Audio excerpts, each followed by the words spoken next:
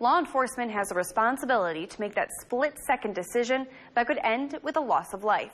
And that's where training comes in. While you cannot prepare for every situation, you can get officers used to making that quick second decision whether to shoot or not shoot. Multiple times each year, Greenbrier County Sheriff's deputies come to the Practical Firearms Training Facility in Alderson, where federal agents come to train. There's a 360-degree shoot house. There's a scenario-based range with moving targets. There's vehicles. There's use of cover props. Sergeant Bark Baker says the hope is to help prepare the deputies as much as possible for the real world, where anything can happen. Police officers have to make a decision in a split second that everybody else gets to diagnose for years. You can't train to that. You can put them in situations where they have to make that quick decision. And here, if they make the wrong decision, they get a bad mark on their training record.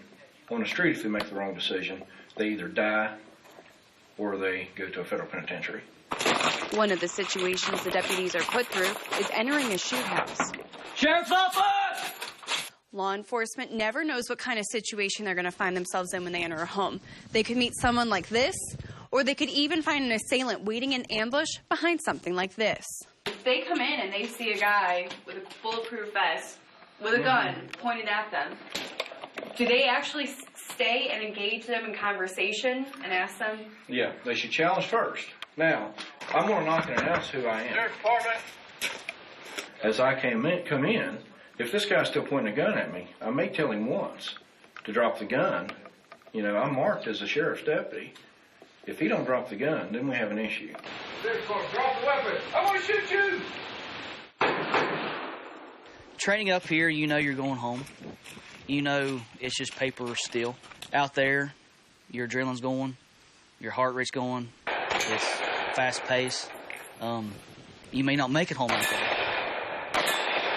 Our main goal is that a peaceful resolution to every situation, but we don't get to decide that. The perpetrator gets to decide that. If we had our choice, everybody would go home. And with many homeowners in the two Virginias owning guns, that can make the situation all the more treacherous, especially in the dark. Two things could be happening here. In the scenario I'm going to give my guys is, young lady home alone by herself, she's told dispatch,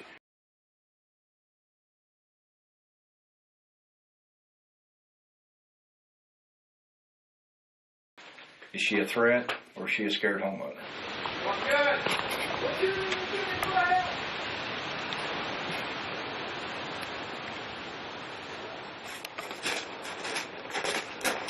And the homeowner survived. Because a decision to shoot can be so heavily scrutinized, Sergeant Baker says it can cause officers to hesitate. Hesitation can get you killed, okay? But the wrong decision can also ruin your life and the life of others as well. Well, that decision is something I'm very glad I don't have to make. Entering that home and looking at pictures of people holding guns pointed at me, and then having to try to figure out if it's a scared homeowner or a criminal, it wasn't easy to do. I definitely have a newfound respect for our law enforcement after this experience.